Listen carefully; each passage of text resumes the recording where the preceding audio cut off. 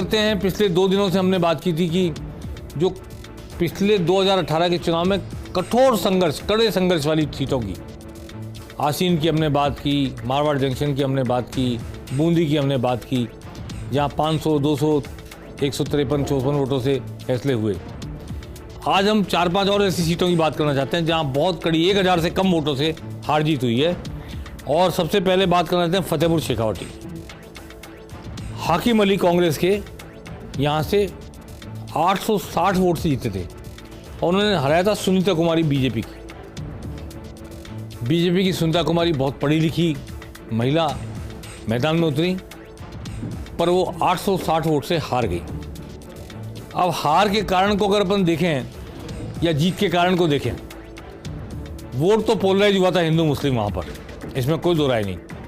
फतेहपुर शेखावटी में बाकायदा हिंदू मुस्लिम vote polarise हुआ चुनाव के समय, और बीजेपी कड़ी टक्कर दे रही थी। इतनी कड़ी टक्कर भी इसलिए ज़्यादा संभव हुई कि सीपीएम के आबिद हुसैन, वहाँ मुस्लिम कैंडिडेट थे सीपीएम के, वो 3900 वोट ले गए, 4000 के आसपास वोट। तो वो 4000 वोट गैर भाजपाई वोट थे, क्योंकि सीपीएम के वोटर कतई भाजपा को वोट देने वाले नहीं हो सकते। मैं मुस्लिम की बात नहीं कह रहा, सीपीएम के वोटर की बात कर रहा हूँ। तो इसलिए गैर भाजपाई वोटों का एक डिवीज़न हुआ, उसमें मुस्लिम भी होंगे। तो पोलराइजेशन में डिवीज़न होने के कारण कांग्रेस नीचे आई और विक्ट्री इसकी 860 वोटों की हुई। सुनीता कुमारी एक तरह से नया चेहरा थी, लेकिन बहुत पढ़ी लिखी थी, पहले प्रधान रह चुकी, अच्छी कड़ी टक्कर दी उन्होंने। कोई बीजेपी की मुहिम में कमजोरी रह गई होगी, बाकी उन्होंने पूरा लोहा लिया। और ये नहीं कह सकते कि ये सीट इस बार भी फतेहपुर शेखावटी आसान है कांग्रेस के लिए।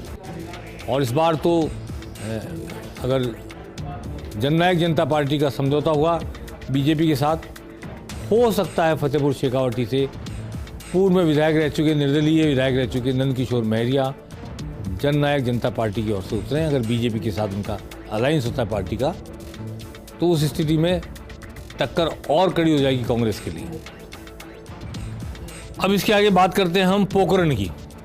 अगेन ऐसी सीट जहां हिंदू मुस्लिम पोलराइजेशन हुआ था, और पूरे राजस्थान में अगर सबसे ज़्यादा हिंदू मुस्लिम पोलराइजेशन हुआ तो यहाँ हुआ था, क्योंकि प्रतापपुरी जो महंत हैं वहाँ पर तारा मठ के प्रतापपुरी पूरी तरह भगवा लहर के प्रतीक बन करके वहाँ मैदान में उतरे थे। और शाले मोहम्मद जो गाजी फ़कीर के बेटे, जो सिंधी मुसलमानों के धर्मगुरु हुआ करते थे गाजी फ़कीर, उनके बेटे अब उस गद्दी पर हैं, जो भी मंत्री हैं राजस्थान सरकार में। ये मात्र 872 वोटों से जीते शाले मोहम्मद। ज़बरदस्त हिंदू मुस्लिम पोलराइजेशन हुआ। परंतु इसमें जो मैंने पिछली बार फतेहपुर शेखावटी कहा था कि मुस्लिम वोट डिवाइड हुआ या गैर भाजपा का वोट डिवाइड हुआ सीपीएम की वजह से, यहाँ पर परमाराम निर्दलीय खड़े हुए जिनको 2748 वोट मिले, उनकी वजह से गैर कांग्रेसी वोट डिवाइड हुआ, हिंदू वोट डिवाइड हुआ। और यहाँ पर प्रतापपुरी पूरी ताकत लगाने के बावजूद, पूरी भगवा लहर पर सवार होने के बावजूद, जहाँ योगी आदित्यनाथ आए प्रचार करने और राहुल गांधी भी गए प्रचार करने, सभा करने, ऐसी जगह पर पूरी तरह से भगवा लहर पर सवार व्यक्ति 872 वोटों से हार गया। इसमें एक गलती कहते हैं कि पूर्व विधायक थे वहाँ के, जिन्होंने भाषण में बीजेपी के थे, ये कह दिया कि हमें मुस्लिम वोट नहीं चाहिए, ज़रूरत नहीं है। उनका मंतव्य था कि हिंदू वोट पोलराइज करें, पर उन्होंने मुस्लिम वोटों को कट्टर और पोलराइज कर दिया, कमिटेड कर दिया और ज़्यादा। तो ऐसे कभी कभी भाषण देके जो बात निकल जाती है मुँह से, जुबान फिसल जाती है, और वो आपने जिस प्रत्याशी के पक्ष में प्रचार किया उसी की दुख के कारण बन जाती है, उसी को तकलीफ दे देती है। ये हुआ था पोखरण में पिछले चुनाव में 2018 में। यहाँ इस बार भी कड़ी टक्कर होने की संभावना है, इससे इनकार नहीं किया जा सकता। दातारामगढ़ सीकर की सीट, पिछले 10 चुनाव में कभी बीजेपी यहाँ से नहीं जीती। 10 चुनाव में से 8 चुनाव चौधरी नारायण सिंह के परिवार ने जीते हैं। 8 में से 7 बार खुद चौधरी नारायण सिंह दिग्गज हैं, प्रदेश कांग्रेस के अध्यक्ष हैं। 8-10 चुनाव में 7 बार वो खुद विधायक बने और इस बार उनके बेटे वीरेंद्र सिंह चौधरी विधायक बने, पर अंतर था 920 वोटों का केवल। और बीजेपी ने 2 बार वहां प्रयोग किया कि हरीश कुमार को नावा से ले आके चुनाव लड़ाया। हरीश कुमार पहले एमएलए रह चुके हैं नावा से, उनको वहां ले आके चुनाव लड़ाया क्योंकि कुमाऊं बड़ी संख्या में वोटर है वहां पे। बीजेपी का वोटर, कुमाऊं वोटर जैसे ही पोलराइज हुआ वैसे ही रिएक्शन में जाट वोट पोलराइज होते हैं। और ये प्रयोग 2 बार से, एक बार 575 वोट से हारे वो, एक बार 920 वोट से हरीश कुमार हारे। हरीश कुमार तब इस दुनिया में नहीं है, इसलिए बीजेपी को नया रास्ता तलाशना पड़ेगा, नया प्रत्याशी तलाशना पड़ेगा। लेकिन 10 चुनावों में से 8 बार नारायण सिंह चौधरी, नारायण सिंह और उनका बेटा जीते हैं। 7 बार नारायण सिंह, 1 बार उनका बेटा इस बार। लेकिन 2 बार जब नारायण सिंह हारे हैं तो एक बार अजय चौटाला ने उनको हराया है, जो इस वक्त जननायक जनता पार्टी के राष्ट्रीय अध्यक्ष हैं। जननायक जनता पार्टी राजस्थान में आके चुनाव लड़ने की घोषणा कर चुकी है। और अगर वो कोई सीट मांगेगी, जिस सीट पर अजय चौटाला खुद जीते हैं और 10 चुनाव में बीजेपी एक बार भी जीती, उस सीट पर पहले दावा करेगी। तो वहाँ अजय चौटाला ने 1 बार नारायण सिंह चौधरी को हराया है और 1 बार अमराराम सीपीएम वालों ने चौधरी नारायण सिंह को हराया है। अमराराम पिछली बार भी चुनाव में खड़े हुए थे और 45,000 वोट ले गए थे। सीपीएम का वोटर तो पार्टी लाइन का वोटर होता ही है, लेकिन फिर भी वो जाट वोटों के डिवीजन का कारण भी बनते हैं अमराराम। और चूंकि जाट बेल्ट का हिस्सा है इसलिए अमराराम खुद जाट हैं, तो वो भी इस कड़ी टक्कर के कारण बने। चौधरी नारायण सिंह के साथ बड़ी संख्या में जाट वोटर होने के बावजूद, कांग्रेस का दूसरा वोटर होने के बावजूद भी ये टक्कर इसलिए कड़ी हो गई कि अमराराम 45,000 वोट लेकर आए। और कुमाऊं एकजुटता के खिलाफ जाटों में अंतिम समय में एकजुटता हुई। अब इस बार अगर बीजेपी की जगह जननायक जनता पार्टी यहाँ से चुनाव लड़ती है तो अजय चौटाला देखते हैं कि किसे खड़ा करते हैं। और जिसकी काफ़ी चर्चा है कि पूर्व जिला प्रमुख रीटा सिंह भी प्रत्याशी हो सकती हैं। वो हाल ही में दिल्ली जाकर अजय चौटाला से मिलकर आई हैं और रीटा सिंह चौधरी नारायण सिंह की पुत्रवधू हैं, जिला प्रमुख रह चुकी हैं सीकर की, और उनके जिला प्रमुख के वक्त का कार्यकाल लोगों को अभी तक भी याद है। तो देखना है कि बीजेपी और जननायक जनता पार्टी में गठबंधन होता है। जब हरियाणा में गठबंधन है, सरकार चल रही गठबंधन से, वो यहाँ भी होता है। और ये सीट अजय चौटाला एक बार जीत चुके हैं, 10 बार बीजेपी नहीं जीती, तो वो दावा करेंगे इस सीट पर, ऐसा लगता है। तो हो सकता है कि अगला चुनाव बहुत ही रोमांचक हो जाए, रोचक हो जाए कि एक ही परिवार के 2 लोग आमने सामने हमें देखने को मिले। टाटा रामगढ़ के बाद सिवाना बाड़मेर ये सीट जीती है बीजेपी ने 957 वोट से। 957 वोट से बीजेपी ने सीट जीती है। बल्लाराम कांग्रेस के बागी थे, निर्दलीय कांग्रेस के बागी बालाराम ने इतनी कड़ी टक्कर दे दी। हालांकि कांग्रेस को खुद को 20,000 वोट मिले और एक सत्ताराम आरएलपी से खड़े हुए थे देवासी, उनको 19,000 वोट मिले। यहाँ मैं खास बात कहना चाहता हूँ, कांग्रेस के वोट डिवाइड हुए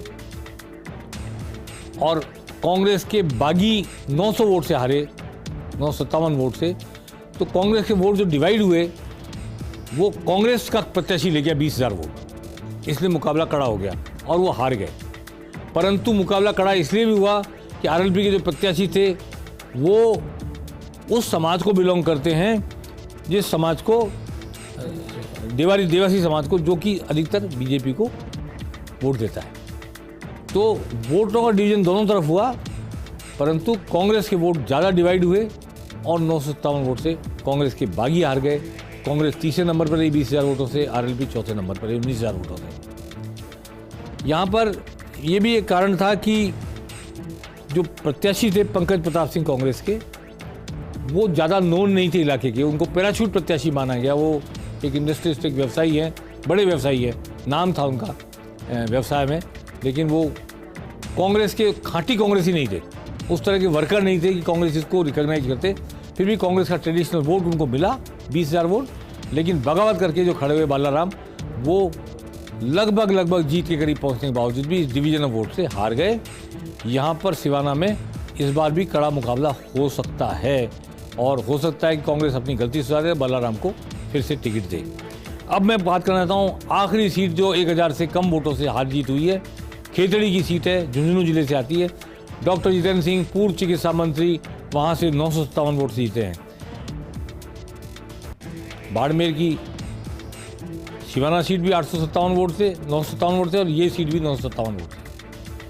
यहाँ पर डॉक्टर जितेंद्र सिंह भी गुजर और बीजेपी के प्रत्याशी धर्मपाल भी गुजर बहुल इलाका है, और कुछ सैनी है, माली हैं वहाँ काफ़ी संख्या में। माली ट्रेडिशनली बीजेपी का वोटर था, इस चुनाव की नहीं कह रहा मैं, जब होने जा रहा है। अब तक के चुनाव में माली बीजेपी के साथ रहा, लेकिन पूरनमल सैनी जो बीएसपी के टिकट को चुनाव लड़े थे, वो करीब 35,000 वोट लेके गए।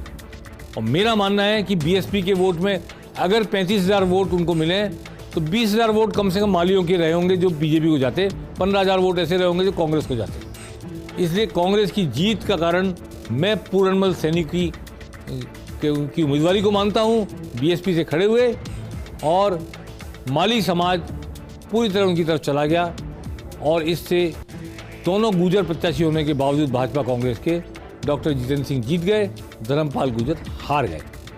अब इस बार यहाँ पर कड़ी टक्कर होने जा रही है। ऐसा लगता है कि मनोज घुमरिया यहाँ पर इस बार बीएसपी के टिकट पर उतरेंगे, ऐसा लग रहा है, चर्चा इस तरह की। वो केसी घुमरिया जी के भाई हैं, हवा सिंह घुमरिया जो आईपीएस है उनके भाई हैं।